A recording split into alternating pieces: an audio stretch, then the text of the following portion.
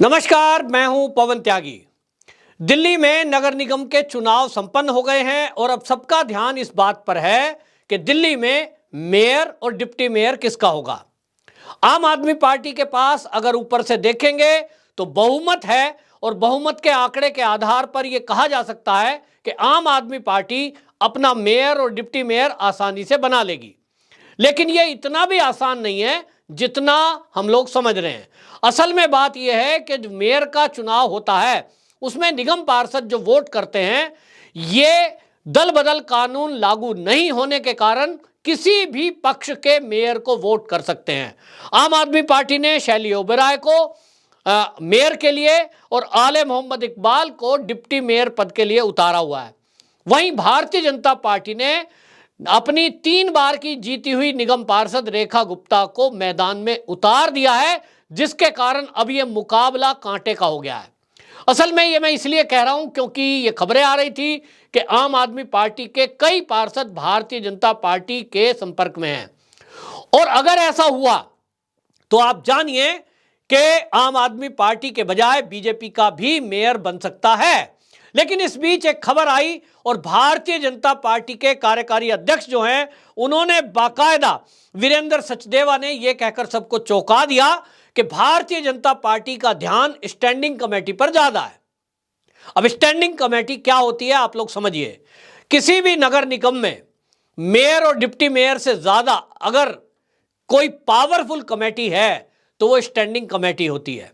Standing committee का एक chairman होता है और चेयरमैन सारे निर्णय जितने प्रस्ताव होते हैं उस पर जब तक वो प्रस्ताव स्टैंडिंग कमेटी पास नहीं कर देती उसको लागू नहीं किया जा सकता। सभी आर्थिक मुद्दे, नीति निर्धारण ये कमेटी करती है और इसलिए ये कमेटी बड़ी पावरफुल है।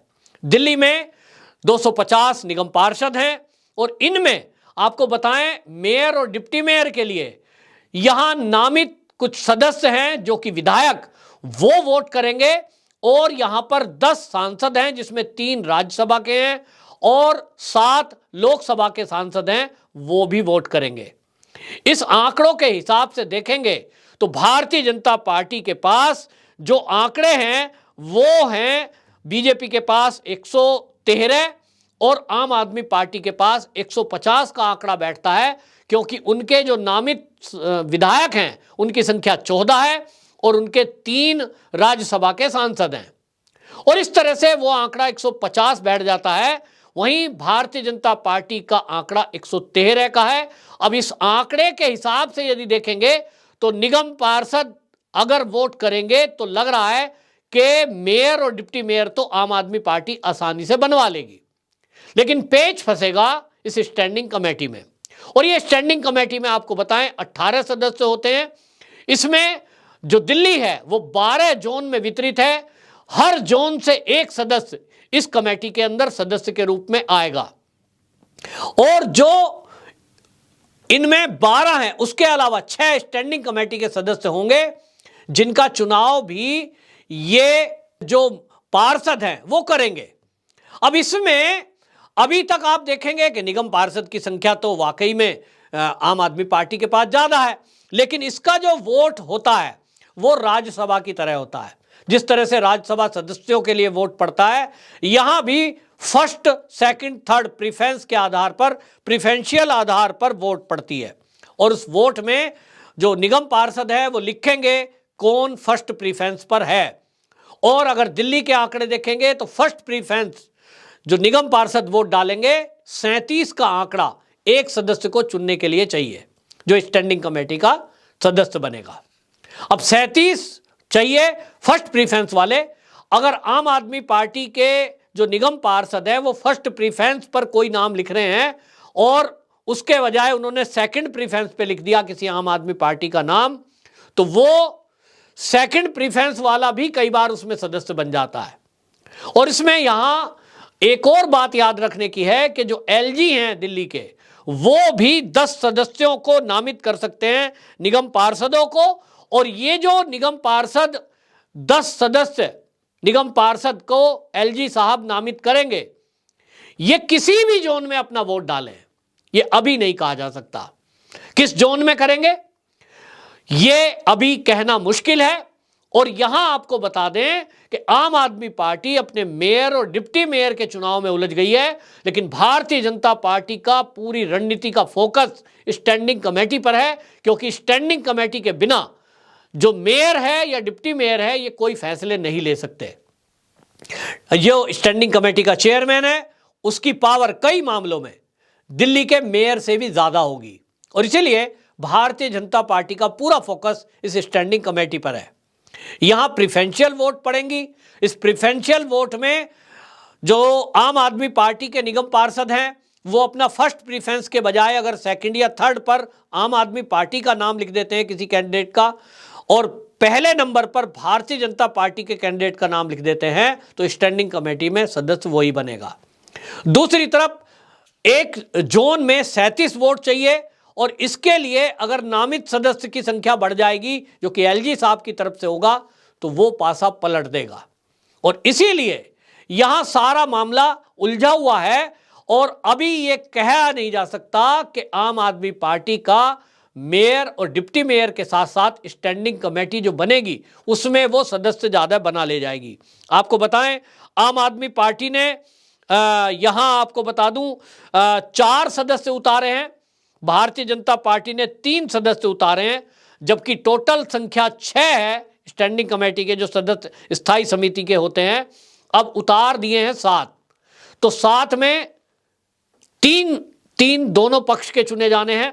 यहां आपको अब अगर मैं बात बताऊं तो अगर आम आदमी पार्टी के चारों कैंडिडेट उनको जिताने हैं तो 148 उनको वोट चाहिए, और वो भी वो जो फर्स्ट प्रीफरेंस लिखेंगे।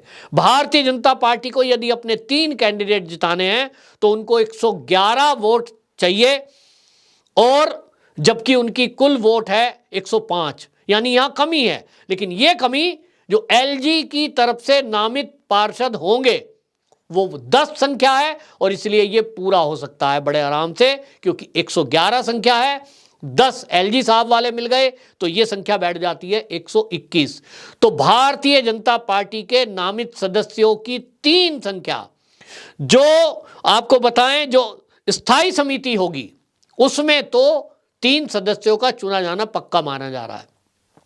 लेकिन 6 में से अगर 4 सदस्य चुन जाते हैं तो समझ लीजिए भारतीय जनता पार्टी का पासा भारी होगा, और इसलिए भारतीय जनता पार्टी ने 3 कैंडिडेट उतारे हैं बड़े विचार करते हुए। तो 3 कैंडिडेट ये स्थायी समिति में चुने जाने लगभग तय माने जा रहे हैं।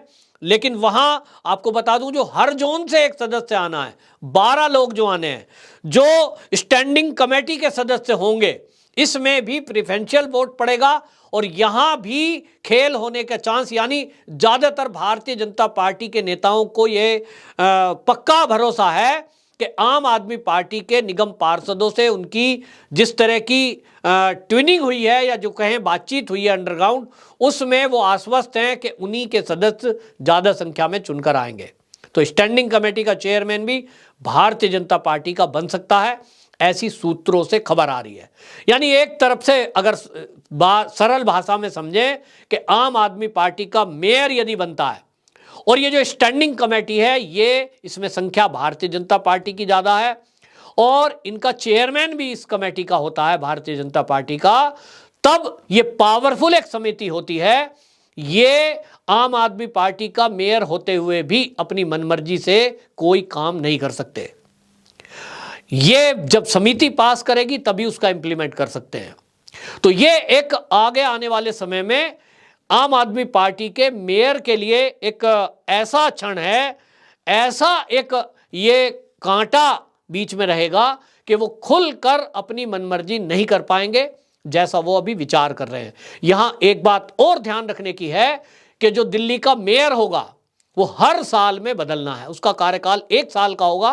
पहला साल महिला के लिए है, अगला साल फिर किसी और के लिए होगा, फिर ST SC OBC के लिए होगा। तो इस तरह से वो हर साल चेंज होना है। जबकि जो ये स्थायी समिति है, ये स्थायी समिति के सदस्य जो 6 होंगे ये फिक्स होंगे, स्टैंडिंग कमेटी के सदस्य ये फिक्स होंगे, इनमें बदलाव नहीं होगा। और इसलिए जब एक बार चुने गए तो ये पावरफुल कमेटी है जो लंबे समय तक काम करेगी और ये हर उस प्रस्ताव पर गौर करेगी। सारे प्रस्ताव, वित्तीय फैसले ये कमेटी ही लेगी और इसलिए भारतीय जनता पार्टी का फोकस इस स्थायी समिति पर है।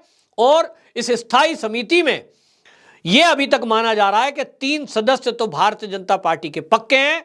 चेयरमैन भी इस कमेटी का जो बनेगा वो भारतीय जनता पार्टी का ही बनेगा। तो एक तरह से कहें तो पैरेलल में, बल्कि ज्यादा शक्ति ये स्थायी समिति के चेयरमैन के पास रहने वाली है।